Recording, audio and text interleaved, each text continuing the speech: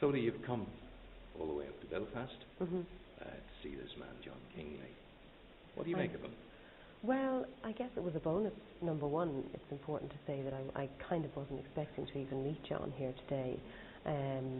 I really have had the pleasure of seeing a few pieces of his work in town, and one or two pieces in the famous day of the internet. I've been lucky enough to peruse that as well. And I guess I had seen some of the titles on some of his work and just found this immense curiosity starting to build up as to some of the thinking behind the work. And yes, with plague artists trying to find out what the thinking is, and a lot of time there was none. But he has chosen to title all of these paintings. So for me, there's so much more in them than even the title actually suggests. What's your take on that? What has he told you about the relationship between the paint on the canvas and the chosen title? Well, I guess his studio is where he does most of his oil work, and yet his kitchen table seems to have been where he's produced a lot of the other work for 20 years. So hence we're seeing this mixed media kind of coming to the fore in some of the more recent work from, say, 95, 96 onwards. I made a joke with him, so we can half expect to see a cornflake appearing in one of these paintings someday. And I just think the work outside seems to be more about the outdoors. It seems to be about the surrounding area. It seems to be sky meets sea meets cliffs. And next thing you think you've put all that together because it says Beara Peninsula and you see a little dog in the background or a man's face peeping through. So I actually think that what you see is the artist's imagination coming to the fore more than anything else. It's a marriage between the artist's imagination and the things the artist sees with his eyes down on that peninsula. Isn't that what art is all about?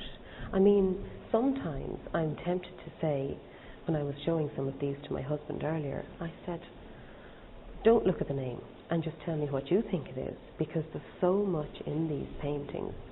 Each time you walk past it, there's one here I've seen about 6 times today, and I've gone back and I've found something in it that I didn't see earlier.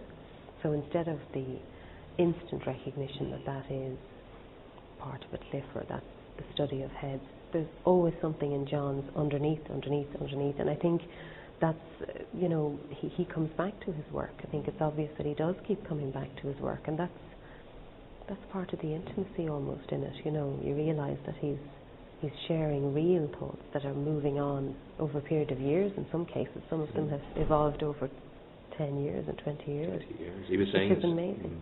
He was saying this, that he would love his paintings to be there for people who are perhaps in hospital or somewhere else, that there's an adventure there, there's a journey, there's a voyage. That there is, and you can see that. I think in some of them you can really tell that, I mean, to my mind, and John might correct me, but to my mind, it didn't necessarily start out as a constructive thought. He didn't necessarily have a shape to the painting, but the thoughts evolved as time went on. And you can see, I think, sometimes that he was in an upbeat humour, and on other days he perhaps was in a lower frame of mind. And it's all come out in those paintings, and if you study them, I think that you see that. And these things do not happen, as you say, these things do not happen by accident. There's great painterly skills there. There's a passion that goes into it.